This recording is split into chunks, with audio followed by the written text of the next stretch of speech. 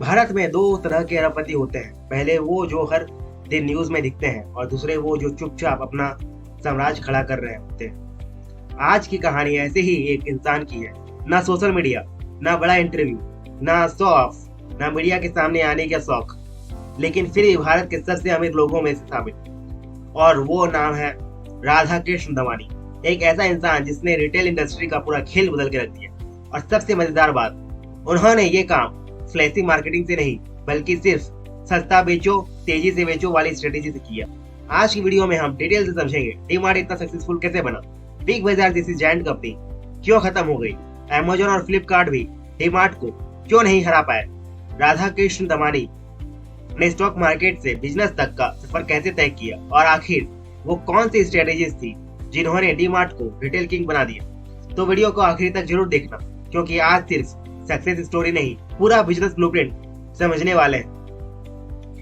राधा कृष्ण दमानी का जन्म 1954 में मुंबई में हुआ था। उनका परिवार बहुत अमीर नहीं था। उनके पिता स्टॉक मार्केट में काम करते थे। यहीं से दमानी जी का इंटरेस्ट भी फाइनेंस और इन्वेस्टिंग में बढ़ने लगा। लेकिन शुरुआत इतनी आसान नहीं थी। उन्होंने कॉलेज ड्रॉप कर दिया, कुछ समय तक छोटे छोटे बिजनेस भी किए, लेकिन इवेंचुअली वो स्टॉक मार्केट में आ गए। अब यहाँ सबसे इंटरेस्टिंग चीज क्या थी, वो सिर्फ ट्रेडिंग नहीं करते थे, वो बिजनेस को समझते थे, कंपनियों की बैलेंस शीट पढ़ते थे, डाटा एनालाइज करते थे, और सबसे बड़ी बात, वो पेशेंस रखते थे। यही चीज उन्हें बाकी इन्वेस्टर से अलग बनाती थी।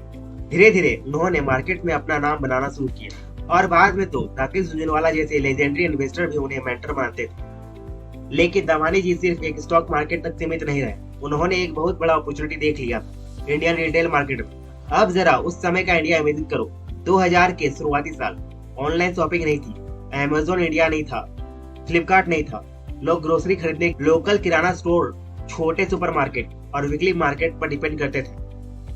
अब यहाँ प्रॉब्लम क्या थी, प्राइस हर जगह अलग, डिस्काउंट ऑलमोस्ट नहीं, और ऑर्गेनाइज रिटेल बहुत छोटा था। तभी इंडिया में कुछ बड़े रिटेल ब्रांड्स आने लगे, जैसे बिग बाजार, सुभिक्षा, स्पेंसर्स, रिलायंस रिटेल।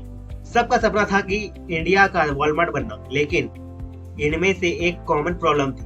सब लोग बहुत तेजी से एक्सपांड कर रहे थे, लग्जरी स्टोर्स बना रहे थे, ह्यूज मार्केटिंग कैंपेन चला रहे थे। लेकिन दमानी जी ने यहाँ एक चीज नोटिस की, इंडिया का कस्टमर लग्जरी नहीं, सेविंग चाहता है। और यही से डीमार्ट की फिलॉसफी पैदा हुई। 2002 में उनका पहला डीमार्ट स्टोर शुरू हुआ। अब सोचो, उस समय कोई भी नया रिटेल ब्रांड मार्केट में सरवाइव करना बहुत मुश्किल था, लेकिन डीमार्ट अलग था, बहुत अलग। स्टोर में आ जाते ही आपको समझ आ जाता था, यहाँ डेकोरेशन में नहीं, डिस्काउंट पर पैसा लगाया गया है। No fancy interiors, no expensive lighting, no luxury field, बस रैक भरे हुए और प्रोडक्ट मार्केट से सस्ते।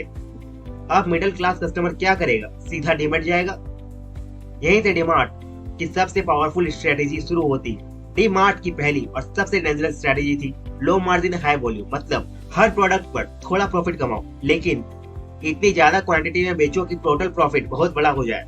अब एग्जांपल समझो, अगर कोई प्रोडक्ट मार्केट में 100 रुपए का है, तो बाकी स्टोर्स में लगभग 100 से 105 रुपए में बेचेंगे, लेकिन डीमार्ट उसे 90 से 92 रुपए में बेचेगा। अब कस्टमर नेचुरली कहाँ जाएगा, डीमार्ट।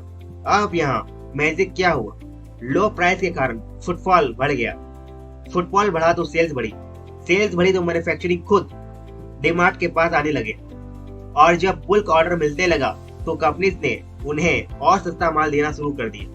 अब डीमार्ट और सस्ता बेचने लगा, यानी पूरा साइकिल बन गया।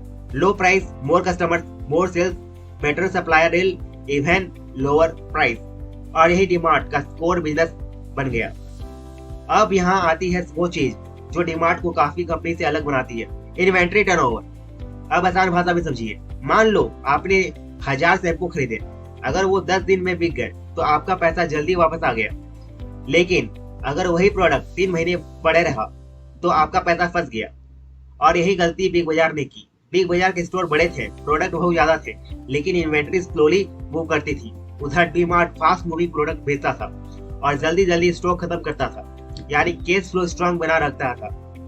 अब बिजनेस में सबसे बड़ा इंपॉर्टेंट बात क्या होती है, कैश। प्रॉफिट पेपर पर दिख सकता है, लेकिन कैसे बिजनेस चलाता है, और डीमार्ट इस गेम में मास्टर बन चुका था। अब बात करते हैं बिग बाजार की। एक समय पर बिग बाजार इंडिया का सबसे बड़ा रिटेल ब्रांड बना था। हर मॉल में स्टोर, हर शहर में प्रेजेंस, ह्यूज एडवर्टाइजमेंट, लेकिन धीरे धीरे प्रॉब्लम शुरू हुई। सबसे बड़ी प्रॉब्लम डेट।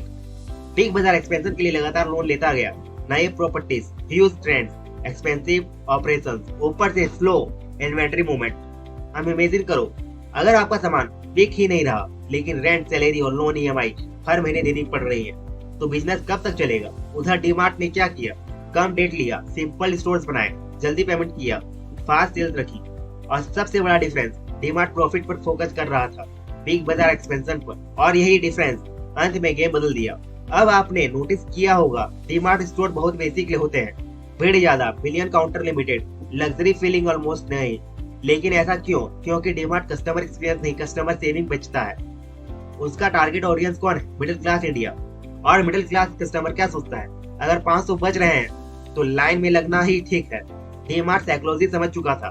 अब आते हैं सबसे अंडररेटेड स्ट्रेटेजी पर, सप्लायर ट्रस्ट। डीमार्ट सप्लायर्स को जल्दी पेमेंट करता था। अब इसका फायदा क्या हुआ? मैन्युफैक्चरर डीमार्ट को प्रायोरिटी देने लगे, क्योंकि मार्केट में कई रिटेलर्स पेमेंट लेट करते थे, लेकिन डीमार्ट भरोसेमंद था। अब इमेजिन करो, अगर कोई रिटेलर आपको गारंटीड फास्ट पेमेंट दे तो आप उसे बेहतर रेट, ज्यादा स्टॉक, प्रायोरिटी डिलीवरी सब देंगे, और यही हुआ। अब सबसे इंटरेस्टिंग सवाल, जब अमेज़न, फ्लिपकार्ट और ऑनलाइन शॉपिंग आ गई तो डीमार्ट खत्म क्यों नहीं हुआ? क्योंकि डीमार्ट की ऑडियंस अलग थी। उनके customers middle class families, budget buyers, bulk grocery shoppers. इन लोगों को ऑनलाइन कन्वीनियंस से ज्यादा सेविंग चाहिए, और डीमार्ट एग्जैक्टली वही देता है, यानी चिप प्राइसेस। अब आती है मास्टर स्ट्रोक स्ट्रेटेजी। डीमार्ट ज्यादातर प्रॉपर्टीज खुद खरीदता है, मतलब उसे भारी रेंट नहीं देना पड़ता।